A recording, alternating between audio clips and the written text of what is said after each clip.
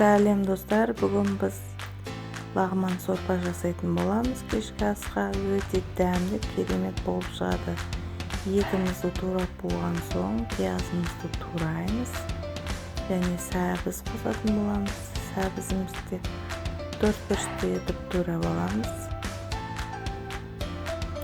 Міне осылай 4 бұрышты етіп барлығын турап, картошкамызды да тоже солай тураймыз 4 бұрышты етіп.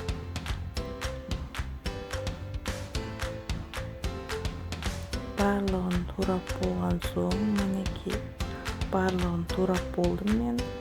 Қызып тұрған қазанымызға майымызды құйып, етімізді жақсылап қызарғанша қуырып аламыз. Және пиязымызды салып, және 5-10 минуттай тағы қуырып болған соң сәбізімізді салатын боламыз. Және томат тұзымызды қосып, картошкамызды салып, және қозғап, қайнап тұрған шәугімдегі суымызды құйып, мінекей сорпасы дайын болды. Енді бөлек ыдысқа лағманымызды қайнатып аламыз. Лағманымыз 5-10 минут қайнап болған соң мұздай суға салып аламыз.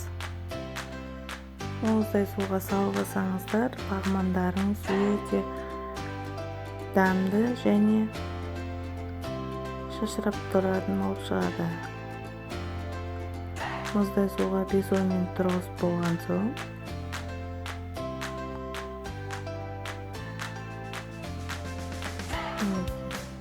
мұздай суда 5-10 минут тұрды және бөлек ыдысқа қайтадан салып аламыз. Барлығын сүзіп. Ұнаса лайк басып, подписацияны басып, қоңыраушаны басуды ұмытпаңыздар.